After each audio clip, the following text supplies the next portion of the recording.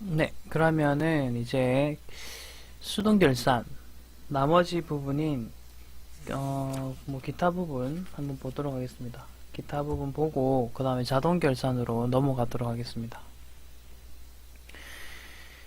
자, 요 유형은 우선 1번과 2번을 보시면 소모품 관련된 뭐 그러한 결산 정리 공개입니다. 우선 1번 문제부터 읽어볼게요. 결산일 현재 영업부서 이렇게 나왔고요. 또 요 800번대고 에서 구입 시 전액 비용 처리했다고 합니다. 처리한 소모품 중에서 이렇게 돼 있죠. 그러면은 구입 시 분계를 한번 적어 보겠습니다. 구입 시 비용 처리했으니까 차변에 소모품 B로 이렇게 처리하는 거예요. 그리고 대변에는 XXX. 금액은 지금 안 나와 있기 때문에 뭐 그냥 이렇게 넘어가겠습니다. 됐다. 그리고 미사용액이라는 말 보이시죠? 요 말의 뜻은 안 썼다, 사용되지 않고 남아있다라는 말이거든요. 자, 기말에 정리하셔야 될 게 하나 있어요. 뭐냐면 미사용액은요 남아있고 안 쓴 거잖아요. 그 내년으로 넘어가잖아요. 그래서 얘가 최종적으로 소모품 자산 처리가 돼야 돼요. 장부에 얘가 이제 자산으로 남아야 되고요. 두 번째는 사용액이라고 하는 애들 있죠. 걔네들은 올해에 쓰고 사용되어서 없어진 거잖아요. 그렇기 때문에 소모품 B가 됩니다. 비용 처리되는 거죠. 결국은 이 자산이라는 게 다 비용 처리돼서 사라지거든요. 그래서 이 소모품의 예에서도 보시다시피 사용된 거는 쓰고 없어졌기 때문에 최종적으로 소모품 B로 처리되면 되고 남아있는 것들은 소모품 처리하시면 돼요. 근데 이 문제에서는 미사용액이 자 보시다시피 미사용액이 140만원이다 라고 했잖아요. 그러니까 여기서 또 뭐 이야기 친절하게 말해요. 미사용액은 자산이야. 자산으로 처리해 이 말입니다. 그러면은 처리해 보겠습니다. 자 이제 정답을 적어 볼게요. 소모품 그 다음에 140만원 이렇게 적고 그 다음에 대변에는 소모품 B를 취소시켜야 돼요. 품 B 140. 예전에 너무 많은 비용이 인식이 된 거예요. 쓰고 없어지지도 않은 건데 다 쓰고 없어졌다. 이렇게 하면 안 되잖아요. 그래서 답은 차변 소모품, 대변 소모품 B 이런 식으로 처리가 돼야 되겠습니다. 자, 두 번째 볼까요?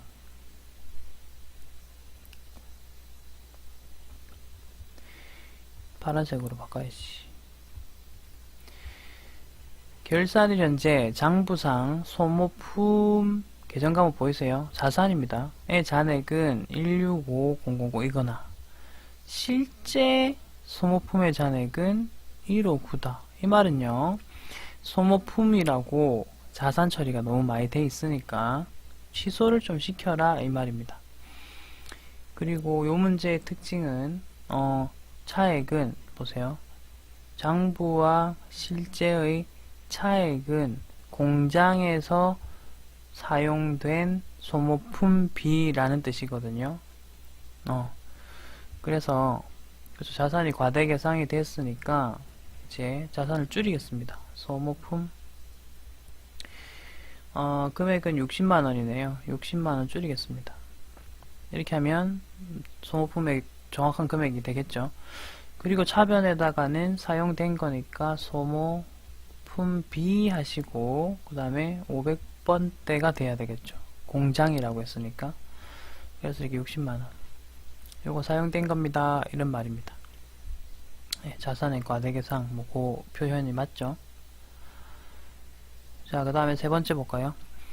전기말 항생은행으로부터 차입한 장기 차입금 중에서 전기입니다. 작년 말에 차입했었던 요 금액은 2018년 3월 20일에 그러니까 지금은요 결산 문제 하고 계시잖아요. 그럼 올해는 2017년이고요. 결산 문제 할 때는 오늘이 12월 31일이라고 생각하고 문제 보셔야 돼요. 그럼 내년 3월 20일 딱 3개월도 안 남았잖아요. 그죠?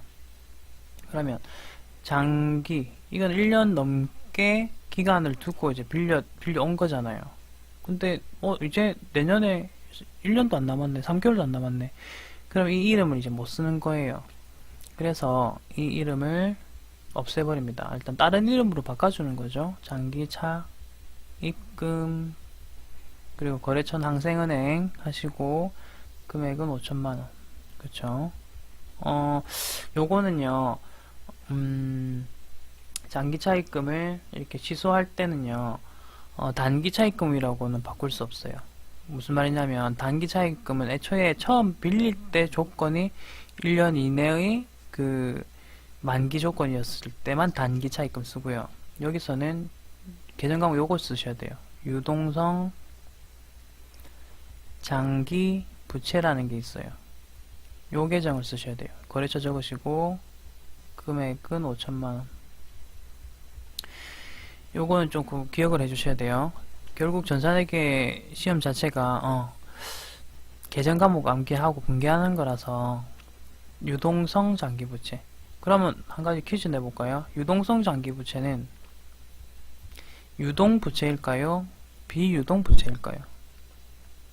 유동성 장기부채는 유동부채일까요? 비유동부채일까요? 뭘까요?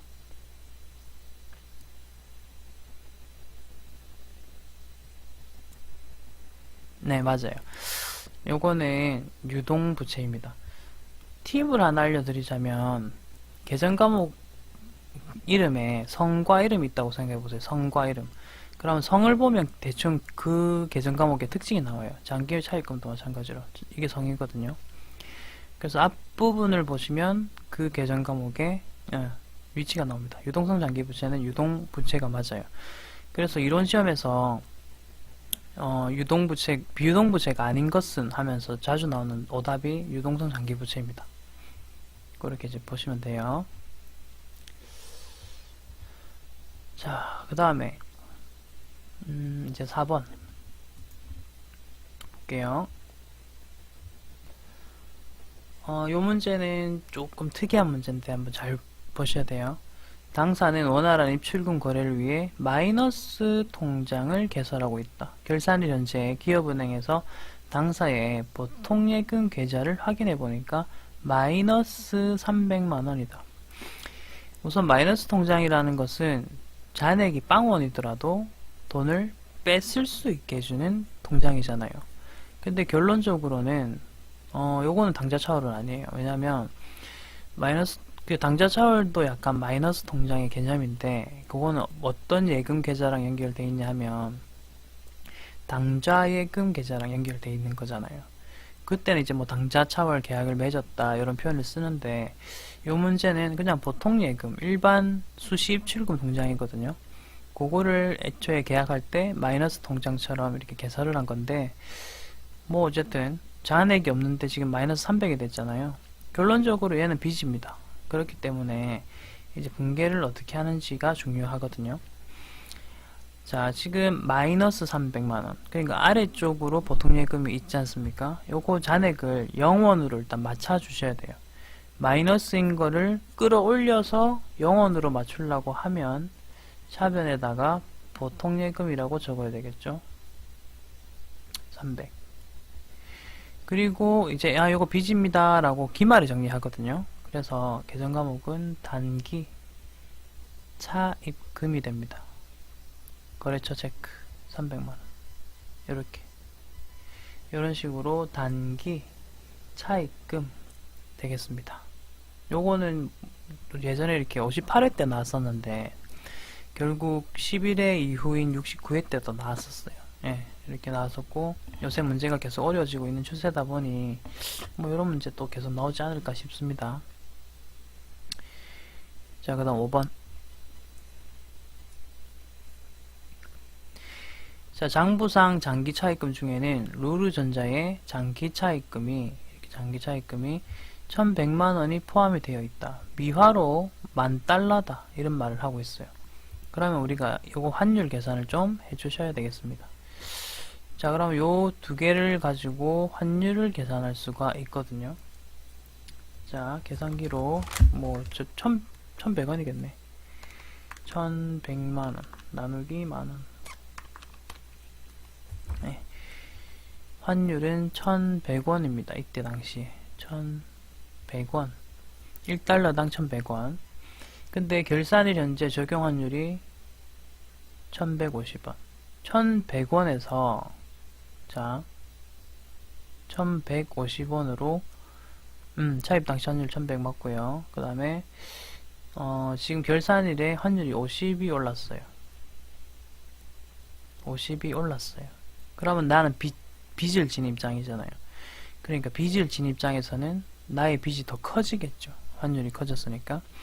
그러면 얼마가 커졌는지 계산하는 방법은 10,000달러가 있는데 50원만큼이 올랐습니다. 이렇게 이런 식으로 계산을 하시면 50만원이 빚이 더 늘어난 거예요. 그러면 이제 이거를 분개를 하셔야 되겠죠. 장기 차입금 대변에 적고 차입금이 더 늘어난 거니까 50만원 적습니다. 이것도 이제 거래처 적어야 되겠지. 그리고 자 요거는 이제 뭐라고 부르느냐면 기말에 환율을 환산해 보니까 요렇게 손실을 입은 거잖아요. 빚이 늘어났으니까. 그래서 계정 과목 외화 환산 손실 되겠습니다. 50만원 이렇게 되겠네요. 이게 답입니다. 외화 환산 손실 이렇게 되겠습니다. 이게 답이고, 이게 뭐 마찬가지예요. 이제 6번도 비슷한 문제인데 볼게요. 차입금이 있느냐 아니면 뭐 외상 매입금 갚을 돈 있느냐인데 이거는 계정 과목만 바뀌었어요. 볼게요. 외화 외상 매입금이 있다 이렇게 돼 있죠. 외화 외상 매입금. 근데 이제 뭐 계정 과목 이름은 외상 매입금 계정이에요. 요 안에 외화로 된 돈이 포함되어 있다 뭐 그런 이야기겠지. 그럼 또 환율 계산해란 뜻이에요. 네. 부채예요. 이것도 부채. 그래서 외화 외상 매입금이라는 계정 써도 되는데 이 문제에서는 그냥 외상 매입금으로 다 처리한 거예요. 그 안에 달러화도 있다 뭐 그런 이야기겠죠. 자 5,000원 500만원 있다. 미화로는 5,000달러다. 그러면 두 개를 가지고 계산을 해보면, 자 요거는 요쪽을 뺄게요. 환율을 계산을 해보면 1,000원이에요. 1,000원 하나당 1,000원 1달러당 1,000원이 이렇게 환율이 된다. 근데 보시다시피 또 이거는 이제 100원 올랐어요. 100원. 그러면 5,000달러에 5,000달러 곱하기 100원이 상승했잖아요. 이렇게. 그러면 한 총 50만원에 빚이 또 는 거예요. 이제 갚아야 될 돈이 50만원만큼 더 늘었다 이 말입니다. 이거 분개 적을게요. 자 여기서는 계정 과목 이름이 외상 매입금 50만원 이렇게 되고 거래처 체크. 차변은 아까랑 뭐 똑같아요. 분개는 똑같아요. 외화 환산 손실 50만원 이렇게 분개 똑같습니다. 그렇고 이제 7번 볼까요? 7번은 조금 다르겠네. 네, 7번은 좀 다르겠네. 우선 계정 과목은 단기 차입금, 이거 갚을 돈 부채거든요. 요거 부채거든요. 그리고 환율 계산을 이렇게 해보시면, 요거 환율 계산해 보시면 1250원 1250원 요랬어요. 나는 빚이 있는 상태고 빌려올 때 당시에 환율이 1250원이었어요. 근데 환율 보시면 1100원으로 떨어졌어요. 150원이 떨어졌어요. 자, 그럼 계산해 볼게요. 달러화는 10,000달러예요. 여기다가 150원을 일단 곱해 볼게요. 그렇게 계산을 해 보시면 150만원이 되네요. 150만원 이렇게 되거든요. 자, 150만원이 됐다. 네, 그렇죠. 1달러당 150 이득을 받고, 그럼 나의 빚이 사라지는 효과가 되겠죠. 그러면은 차변의 단기 차입금을 줄일 수가 있는 거예요. 감소. 거래처 체크 150만원 됐고요. 그 다음에 대변에는 외화, 환산, 아까는 손실이었죠. 지금은 이익입니다. 이익, 외화 환산 이익 150만원.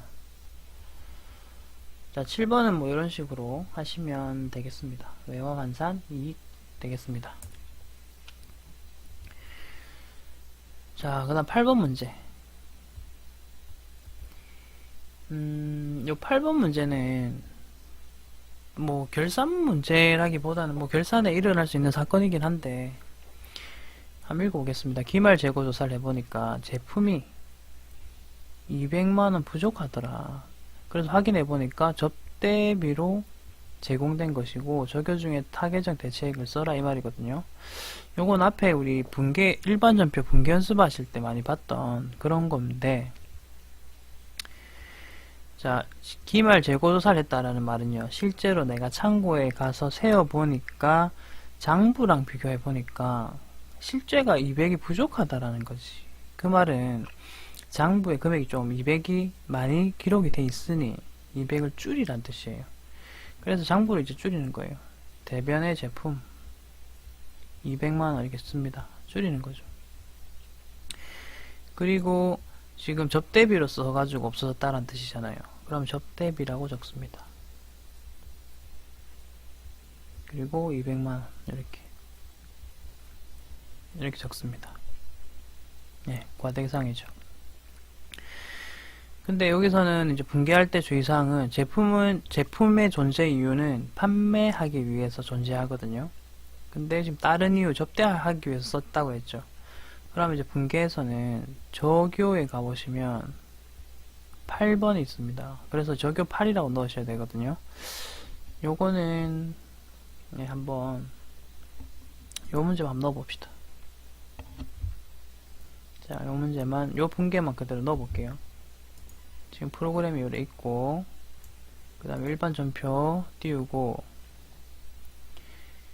자, 일반 전표가 뜨면 거기다가 한번 넣어볼게요. 네, 일반 전표 수동결산을 항상 날짜를 12월 31일로 하자라고 이야기를 했었습니다. 12월 31일로 하시면 되겠고, 그 다음에 차변이라고 해서 접대비라고 넣겠습니다. 접대비 계정 가면 코드가 이렇게 여러 개가 뜨거든요.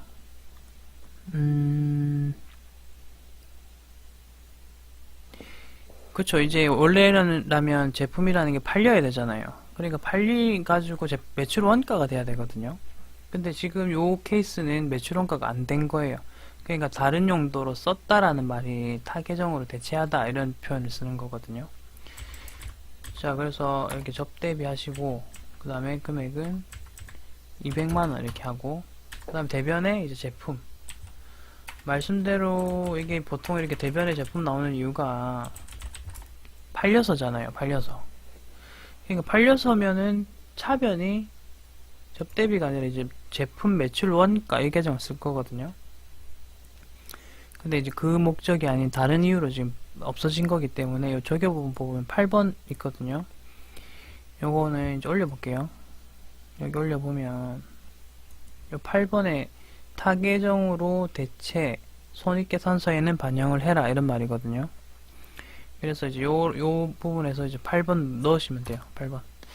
다른 적요는 안 넣습니다. 전산회계 시험에서는 적요 8번 말고는 뭐 적요 넣으라고 하는 문제가 나온 적이 한 번도 없어요. 뭐 전산 세무나 가야 뭐 다른 적요 넣는 게 있거든요. 그러니까 전산회계에서는 전부 다 그냥 적요 8번이었어요. 이 적요 8번 같은 경우는 뭐 원재료, 상품, 제품을, 원재료는 일단 물건 제조하는데, 그렇죠. 적요 8번 외우시면 되고, 그 다음에 뭐 원재료는 물건 만드는 데 쓰는 거고, 상품, 제품 팔아야 되잖아요. 근데 그 이외의 목적에 의해서 이렇게 대변에 가잖아요. 그때 그냥 적요 8번 넣으시면 돼요. 적요 8번 이렇게 넣으시면 되겠습니다. 자, 그 다음은 이제 자동결산입니다. 자동결산이 이제 전산회계 1급부터 이렇게 나와요. 그래서 좀 더 입력하시기 좀 쉬워요. 쉽고 편한데, 자, 데이터를 68회를 깔아야 되겠네요. 자, 지금 68회 들어가 있네. 그러면 68회 가지고 이야기를 해봅시다. 그래서 뭐 문제 유형은 요렇게 있는데, 이렇게 나온다 이렇게 돼 있는데, 예, 요거 하나씩 해봅시다. 우선은요, 자동 결산은 어디서 하는지부터 알려드릴게요. 자, 여기 프로그램이 있습니다. 오른쪽 위에 보시면, 자, 오른쪽 위에 결산 자료 입력이라는 부분 있죠. 여기를 이용하는 거예요. 자, 요걸 한번 눌렀습니다. 자, 누르시면 이제 창이 하나 뜨죠. 여기 창이 떴습니다. 자, 이렇게 창이 뜨면 어떻게 하시면 되냐? 그냥 엔터 치세요. 엔터. 그럼 1월부터 12월이라고 자동으로 들어가요. 그러니까 뭐 딴 거 손대지 마시고. 그 다음에 이 칸을 딱 보시면, 자, 왼쪽부터 한번 보세요. 매출액, 매출원가, 어디서 많이 봤거든요. 매출총익, 판관비, 그 다음에 영업이익, 그 다음에 영업외 수익, 영업외 비용, 법인세 차감 전 이익, 법인세 당기순이익, 이렇게 돼 있죠. 이게 뭐냐면 손익계산서예요. 그러니까 손익계산서와 관련된 거는 수동결산 때처럼 내가 직접 12월 31일에 가서 분계 만들어서 넣어도 되거든요. 근데 요거는 자동으로 분계를 해주겠다는 거예요. 숫자만 맞춰서 넣어라. 숫자만 네가 잘 맞춰서 넣으면 분계를 자동으로 다 넣어줄게. 뭐 그런 개념이거든요. 자, 그래서 보시면 여기 보시면 결산 반영 금액 보이시죠? 위에 결산 반영 금액 칸이거든요. 이 칸이. 요 칸에만 우리가 이제 넣는다고 보시면 돼요. 요 칸에다가 이제 필요한 부분들을 찾아서 이렇게 넣으시면 되는 겁니다. 자, 그러면 이제 1번 문제부터 보겠습니다. 자, 요거 자 보세요. 첫 번째 기말 재고액 유형이잖아요. 결산일 현재 재고자산의 기말 재고액은 다음과 같다. 엄청 많이 나왔죠. 이렇게 그냥 한 문제만 넣었어요. 이거 한 문제만 한번 연습만 해보라고. 자, 원재료, 제공품, 제품 이렇게 나옵니다. 그러면 요 금액을 자 좀 살짝 보이게 해놓고 합시다. 제일 위에 이렇게 걸리게끔. 아프리카 TV 때문에 안 보이네. 보인다. 자, 결산 자료에서 어디에 넣는지만 봅시다. 먼저 기말 상품 재고액 지금 이 칸이고요. 그 다음에 원재료부터 찾아봐야 되니까 좀 내려볼게요. 여기 있네. 기말 원재료 재고액 보이시죠? 여기다가 금액 그대로 넣으시면 돼요. 있는 그대로. 그리고 쭉 내려가면 여기 기말 제공품 재고액 부분이 있습니다. 여기도 그냥 550만원이라고 이렇게 넣으면 돼요. 쉽죠? 여기도 기말 제품이거든요. 1500만원이라고 넣으면 끝이에요. 요 문제는 이렇게 풀면 끝. 그리고 다 했을 때 자동결산은 지금 제가 문제를 많이 모아놔서 그렇지 한 문제 아니면 두 문제가 나올 거거든요. 그럼 항상 이렇게 입력이 다 끝났다. 문제가 보통 결산 문제가 세 문제 나오거든요. 세 문제에서 네 문제가 나오는데 예전에 몇 문제 나왔는지 볼게요.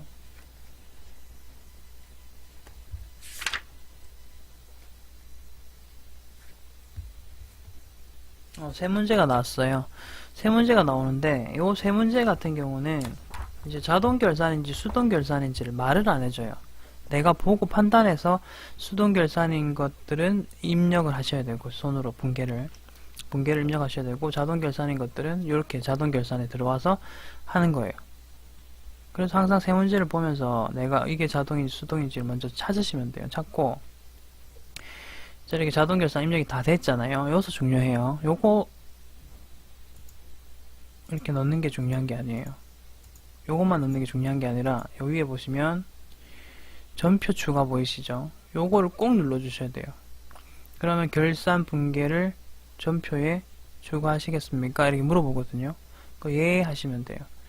이러면 12월 31일 날 요 관련된 분계들을 자동으로 제가 넣어줘요. 자, 그래서 자동 결산은 이제 문제만 계속 제가 풀 거긴 한데 그 문제를 풀었을 때는 항상 전표 추가를 눌러야 된다라는 걸 기억을 좀 해주세요. 안 누르면 결산에 반영이 안 된 거나 마찬가지예요. 됐죠? 자, 그래서 요 기말 재고자산 문제는 쉬워요. 쉬워서 요 세 개만, 자, 요 원재료부터 이렇게 자리만 잘 넣어주시면 돼요. 근데 이제 하나만 더 추가를 할게요. 전산세무에 이런 문제가 나왔어요. 현재 미착품, 뭐 예를 들어 100만원 있는데 이 100만원은 미착품은 아직 도착하지 않은 거예요. 내가 물건을 사왔는데 도착하지 않았다, 뭐 이런 개념이거든요. 혹은 뭐 물건을 제조해가지고 나한테 아직 오지 않았다, 요 그런 개념인데, 미착품이 100만원이 요 100, 1500에 반영되지 않았다라고 하잖아요. 그럼 이 미착품을 합쳐 주셔야 돼요. 왜냐면 요 미착품도 나의 기말 제품 재고액이거든요. 그게 이제 세무에 나왔었어요. 그래서 이제 알려드리는 거고, 그냥 모르겠으면 요건 넘어가도 됩니다. 아직은 1급에서는 안 나왔거든요. 그러니까 얘가 과연 기말 제품일까 아닐까? 지금은 이렇게 네모칸으로 심플하게 나왔지만 항상 밑에 또 이렇게 해가지고 뭐 추가로 뭐 내용 적을 수도 있어요.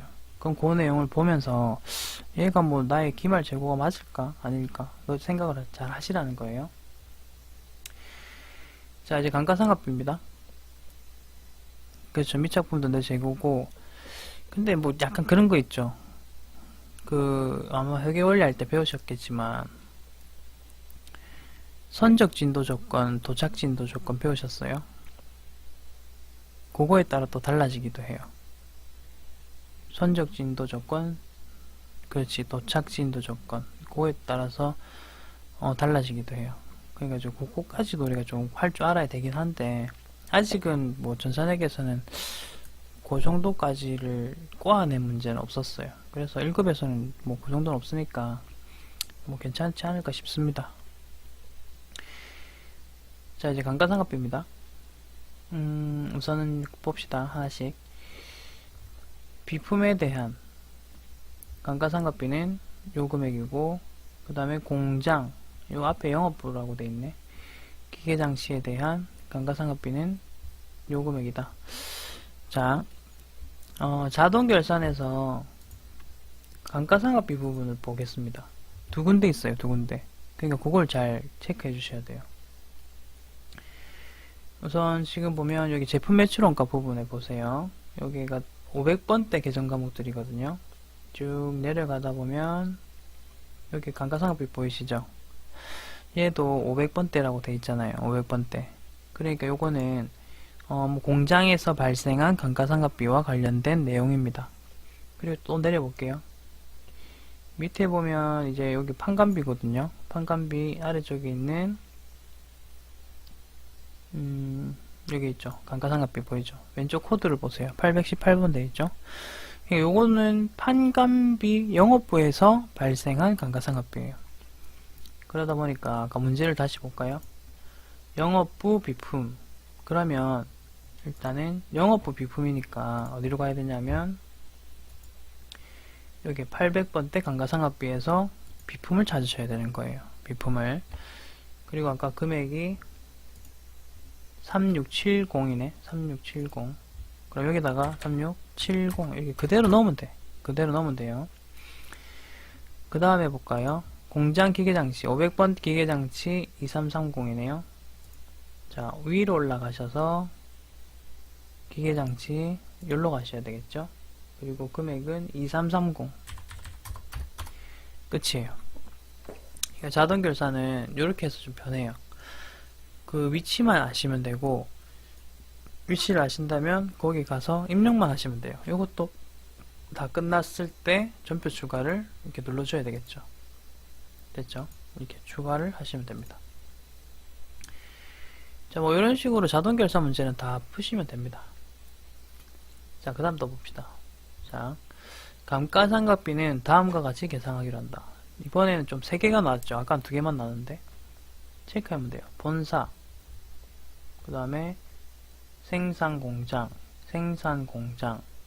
그러니까 이건 이제 또 다른 개념인 거예요. 본사 건물. 자, 본사 건물부터 하나씩 넣어봅시다.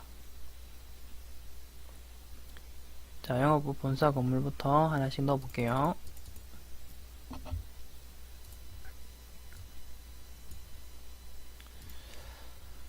자, 영업부면은 800번대 감가상각비. 자, 여기서 이제 넣으시면 되겠는데, 우리가 이제 넣을 겁니다. 비품은요, 아까 그 문제에서 넣었던 거잖아요. 그러니까 만약에 지금 푸시는 이 문제를 우리가 접했을 때는 여기 아무것도 안 들어가 있을 거예요. 비품은 아까 문제에서 넣은 것 뿐이니까. 그래서 여기 아무것도 없을 거고, 여기서 이제 새로 넣으시면 돼요. 1, 4, 6, 이렇게 넣으면 되겠습니다. 그리고 공장은 위에 있었거든요. 위에 가볼게요. 자, 기계장치 이것도 아까 문제 거니까 이렇게 없애고 넣을게요. 건물, 공장 건물 330. 그 다음에 생산 공장 기계장치 500. 이렇게 됐죠? 이런 식으로 넣으시면 됩니다. 이것도 이제 뭐 전표 추가 누르시면 되겠어요. 전표 추가를 누르면 됩니다. 지금 이제 안 누를게요. 그리고 무형자산 상각과 관련된 거. 그죠. 전표 추가만 안 까먹으면 됩니다. 그거는 진짜 주의하셔야 돼요. 자동 결산할 거면. 자, 그 다음에 무형자산 상각과 관련된 부분입니다. 자, 무형자산 상각과 관련된 거, 요 자산 이름만 잘 보시면 돼요. 특허권, 개발비, 요것만 일단 잘 보시면 되고. 자, 요거는 이제 자동 결산에서 어디 있나 볼게요. 요거는 밑에 보시면 여기 있네. 무형자산 상각비라는 칸이 있죠. 거기서 특허권, 그 다음에 개발비. 여기다가 똑같아요. 금액 그대로 넣습니다. 자, 이렇게 하시고 그냥 전표 추가 또 하면 되겠죠. 그러니까 이게 뭐가 좋냐면 전산회계 2급에서는 감가상각 분계를 내가 직접 해야 되잖아요. 그래서 그걸 외웠어야 돼요. 그 다음에 무형자산도 상각하는 분계를 직접 제가 외워야 돼요. 우리가 학생들이. 근데 1급은 여기 숫자만 잘 넣으면 전표 추가 딱 누르는 순간 분계를 알아서 해준다는 거지. 그래서 자동 결산이 좋은 거예요. 하기 편한 거지. 그래서 요거를 좀 뭐 이렇게 하시면 되겠고. 근데 이제 그 다음 볼까요? 4번. 결산일 현재 요거 한번 보겠습니다. 요거는 좀 읽어봐야 되겠네요. 결산일 현재 요걸 봅시다. 자, 결산일 현재 무형자산인 특허권 자산 이름 전기말 상각 후에 전기말이란 말은요, 올해로 치면 1월 1일의 이야기입니다. 미상각 잔액은 이제 상각이 안 되고 남아있는 애란 뜻이잖아요. 2,400만원이다. 지금 현재 2,400이 남아있다라는 뜻입니다. 2,400 남아있다. 내용연수는 5년이다. 그리고 전년도 1월에 구입을 하였다. 자, 그러면 어떻게 보시면 되냐면 작년 1월에 구입했잖아요. 그러면 상각이 1년만큼만 된 거예요. 자, 내용연수는 총 5년인데 그 중에서 1년만큼이 상각이 되었다고 합니다. 그렇게 상각이 된 게 2,400만원이라고 합니다. 됐나요? 그러면 뭐 이렇게 보면 이렇게 그림을 대충 그려보면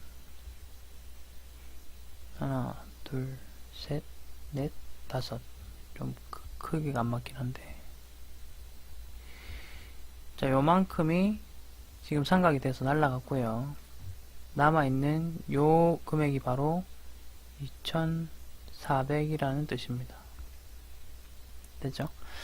그럼 요거 4로 나눠 볼게요. 왜냐면 4칸 남아있잖아요. 4칸 남아있으니까 4로 나누면 1년에 6, 4, 24지. 600만원. 자, 매년 600만원씩 상각이 된다라는 계산이 됩니다. 됐죠? 그러면 올해에도 600만원만큼 상각이 되면 되겠습니다. 이 무형자산은 특징이 있어요. 일단 잔존가치를 0으로 봅니다. 잔존가치를 0으로 보고 그 다음에 뭐 합리적인 방법을 쓸 수가 없을 때는 그냥 정액법으로 합니다. 정액법. 그래서 어쨌든 뭐 올해에 600만원만큼의 무형자산이 인식되면 되잖아요. 영업 특허권이죠. 특허권.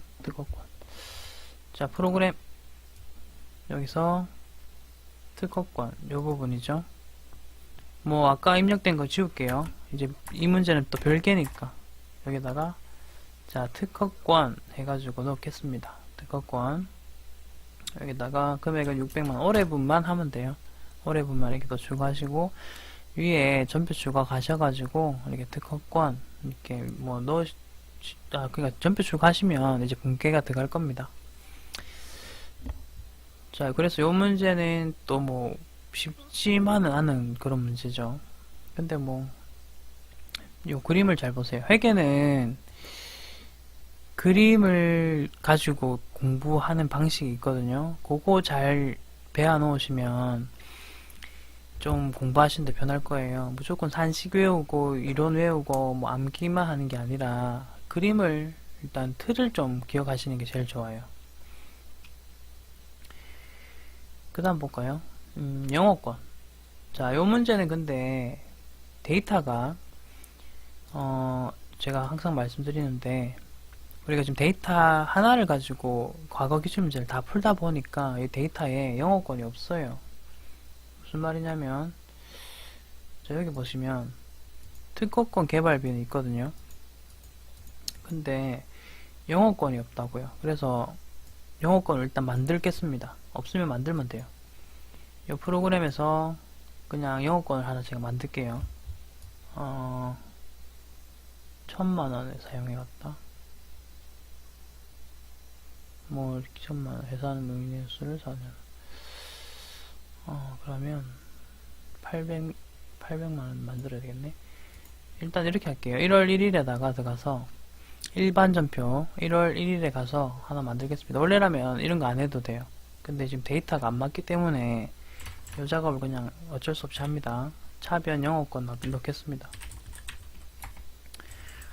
그냥 최대한 금액을 맞추기 위해서 이렇게 적겠습니다. 네, 그다음 현금 800 됐습니다. 이렇게 한 상태에서 자동 결산 자료 입력 다시 한번 띄워볼게요. 자, 결산 자료 입력 띄우시면 이제 금액에 영어권이 나와 있을 거예요. 자, 아까 엔터 칠했어요. 엔터. 뭐, 예, 알겠습니다. 쭉 내려보면은, 자, 영어권 등장했습니다. 됐죠? 이제 요게, 그러니까 이 자산이 있어야 돼요. 이 자산이 입력이 돼 있을 때만 요게 칸이 생기는 거거든요. 자, 그럼 그 다음 문제 할 거니까 일단 요거 지우고, 영어권 문제 읽어보겠습니다. 자, 영어권은 2016년 1월 1일 1000만원에 취득하여 사용해왔다. 회사는 무형자산의 내용연수를 5년으로 한다. 이거 두 개만 있으면 돼요. 1000만원 나누기 5년 하시면 1년에 200만원씩 상각되는 거잖아요. 그죠? 그래서 답은 그냥 200만원 입력하시면 돼요. 요거는 그쵸, 200만원 입력하시면 되겠습니다. 자, 영어권 200만원 이렇게 하시고 전표 추가 예, 네, 추가하시면 되겠습니다. 자, 이제 그 다음 보겠습니다.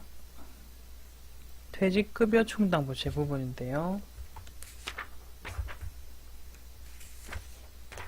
결산을 일단 끝내놓고 또 쉬어야 되겠다. 결산을 일단 마무리하겠습니다. 결산을 이렇게 끝내놓고 쉬도록 하겠습니다.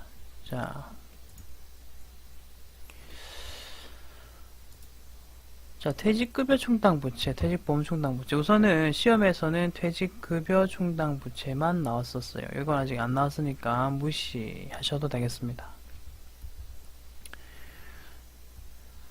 우선은 뭐 퇴충에 대한 정리 같은 거를 하기 전에 우리가 뭐 용어 정리를 좀 하고 가셔야 돼요. 용어 정리를 하셔야 되는데 요 밑에 있는 표를 가지고 용어 정리를 한번 해볼게요. 자, 요 밑에 있는 표를 가지고 정리를 해볼게요. 2번 문제, 요 표를 가지고 일단 정리부터 좀 합시다. 우선 퇴직급여 충당 부채라는 게 뭐냐 하면 우리 직원들이 나중에 일시에 퇴직을 하면 과연 얼마가 필요할까 라고 해서 회계에서는 미리 부채로 잡습니다. 회계는 워낙 보수주의이다 보니까 나중에 나갈 돈을요, 미리 차변의 비용으로 미리 인식해버리고, 그리고 대변에다가 미리 부채로 잡아두는 그런 보수주의 성향이 있습니다.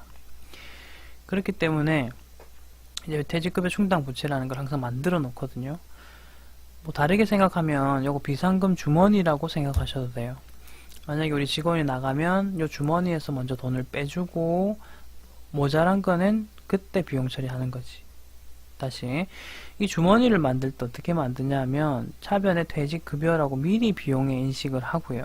대변에 퇴직급여 충당 부채라는 주머니를 만드는 거예요. 그러니까 이미 비용 처리가 한번 끝난 상태죠. 그 금액만큼은.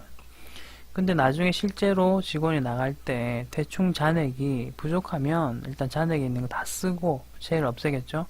그리고 나서 추가로 이제 비용을 발생시키는 뭐 그런 프로세스거든요. 자, 그럼 이제 다시 볼게요. 설정 전 퇴직급여 충당 부채의 잔액이죠. 그러니까 이건 딱 기말이 됐을 때 내가 이제 주머니를 한번 열어보는 거예요. 그리고 대충 얼마 남았지 보는 거지. 그렇게 해서 퇴직급여 충당 부채 잔액을 보고 이제 얼마 안 남아 보세요. 영업부 거는 2200 남아 있구나 이렇게 생각을 하는 거고요.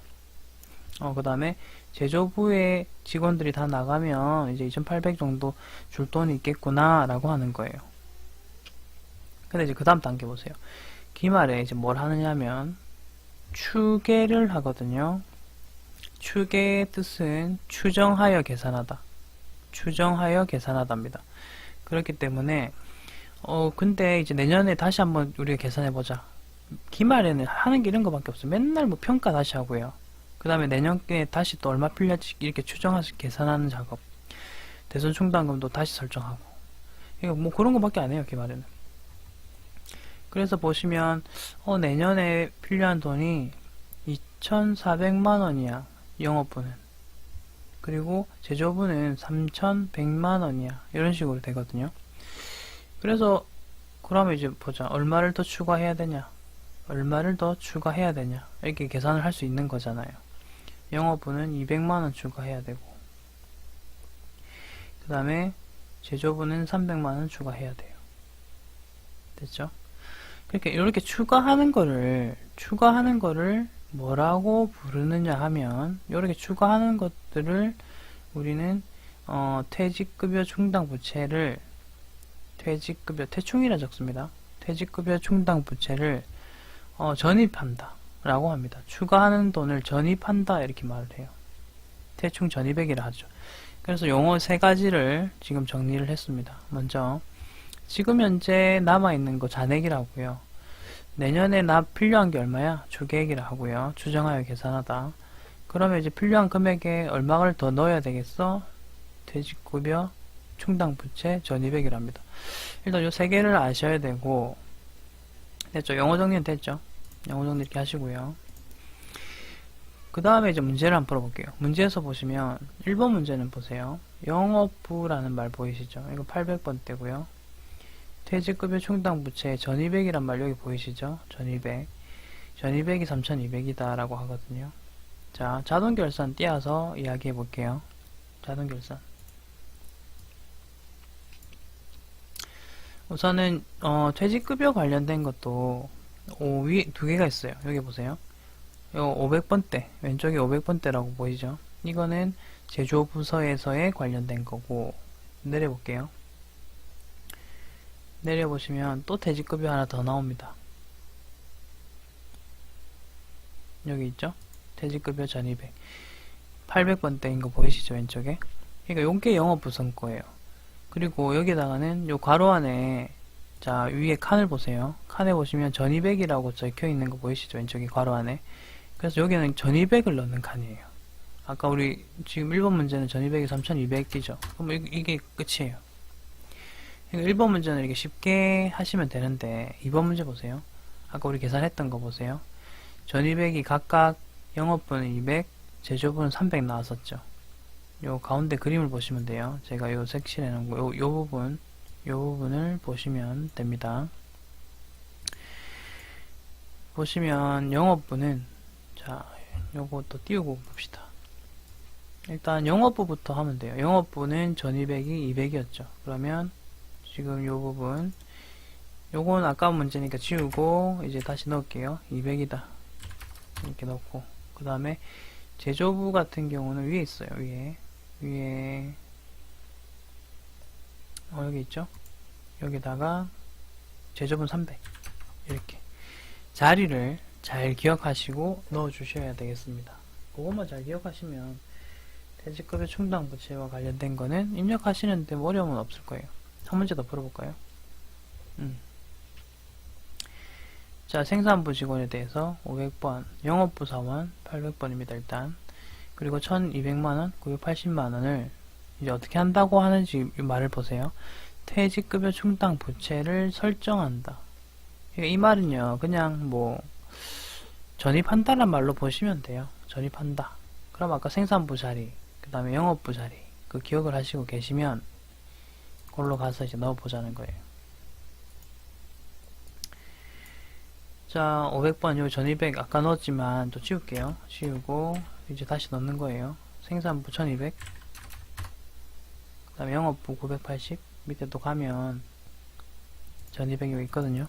980 이렇게 넣으면 되겠습니다. 이렇게 하고 또 전표 추가, 요거 깜빡하지 마시고. 자, 이제 얼마 안 남았습니다. 대손상각비랑 법인세 비용 하겠습니다. 우선은 대손상각비는 분계를 내가 직접 하면 진짜 어렵거든요. 어렵다기보다는 좀 시간이 걸리거든요. 근데 이게 자동 결산에서는 매우 쉬워졌어요. 그걸 어떻게 하는지 볼게요. 자, 대손 충당금은 기말 매출 채권, 자산 이름이 중요해요. 일단 요거에 대해서 그 다음에 퍼센트 중요합니다. 1%로 한다. 됐죠? 1%로 한다. 자, 그러면 요거 이 문제가 제일 많이 나왔던 거예요. 보시다시피 70배 이렇게 나왔어요. 자, 자동 결산 가서 어떻게 하는지 보여드리겠습니다. 자, 지금 자동 결산을 이렇게 띄워놓은 상태고요. 결산 자료 입력. 여기 보면 위에 대손 삼각이라는 버튼이 보이거든요. 분계는 어려워요. 분계 어려워요. 근데 자동 결산으로 하면 쉬워요. 이렇게 보세요. 대손 삼각을 눌러볼게요. 자, 이런 창이 하나 떴어요. 보이시죠? 그리고 여기 그 자산 이름 3개가 있죠. 우선은 문제에서는요, 매출 채권만 설정해라 했잖아요. 그러니까 요 위에 외상 매출금과 바드론만 설정하면 되는 거예요. 그죠? 그리고 요 선급금에 대해서는 난 설정 안 할 거예요. 그리고 위에 대손율을 한번 보세요. 대손율 1이라 돼 있죠. 아까 문제에서도 1%라고 돼 있으니까 1이라 하면 돼요. 근데 만약에 문제에서 2%라고 하면 2 엔터 이렇게 하면 2로 바뀌거든요. 자, 다시 1 엔터. 자, 그리고 오른쪽 화면을 보세요. 이 오른쪽에 보시면 얘네들 금액이요. 퍼센트를 제가 바꿔 넣을 때마다 요 금액이 바뀝니다. 자, 1%여서 2% 해볼게요. 그럼 오른쪽 금액이 바뀐다는 거지.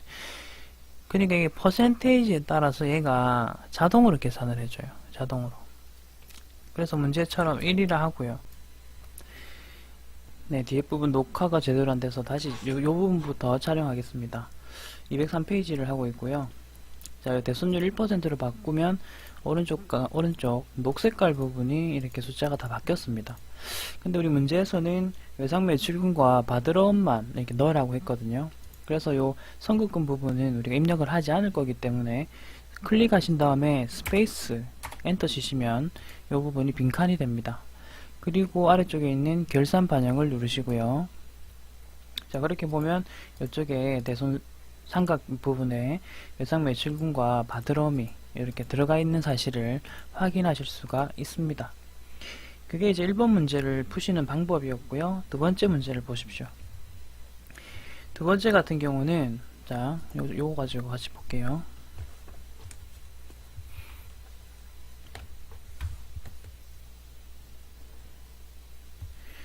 네, 외상 매출금과 바드럼, 미수금에 대하여 이렇게 이야기를 하죠. 그럼 이 세 개의 자산에 대해서 다음의 금액을 추가 설정하시오 라고 보이실 겁니다. 추가 설정하시오 라고 되어 있고요. 각각 금액을 이렇게 주고 있죠. 자, 그럼 프로그램을 띄운 상태로 한번 보도록 하겠습니다. 우선은 외상 매출금고 받으러, 이건 아까 문제가 입력이 되어 있는 거니까 우선은 스페이스 엔터에서 초기화 시키겠습니다. 그리고 이제 입력을 할 거거든요. 그 다음에 지금 작업을 또 하나 하셔야 돼요. 이게 데이터가 우리가 하나의 데이터로 여러 문제를 풀다 보니까 지금 문제에 맞게끔 데이터 설정이 안 돼 있는 거거든요. 그러면 이렇게 하겠습니다. 일반 전표에다가 문제에서는 미수금이 필요하다고 했기 때문에 임의로 이렇게 넣을게요. 실제 시험 때는 이런 작업 안 하셔도 상관없습니다. 미수금을 하나 만들겠습니다. 미수금 차변에 미수금을 하나 만들고 그냥 100만원을 하나 만들어 놓으면 돼요.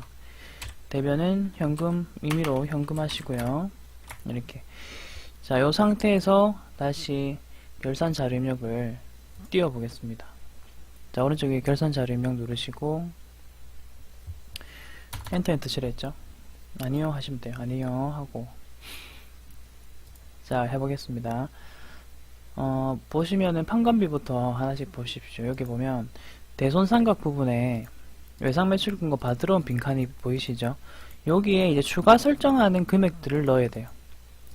아까 우리가 위에서 이 대손삼각 부분, 이 버튼을 쓴 이유는 뭐냐면 추가 설정을 얼마나 해야 될지를 우리가 계산을 해야 되잖아요, 사실은. 그러니까 그걸 좀 편하게 도와주는 기능이 F8번 위에였고요.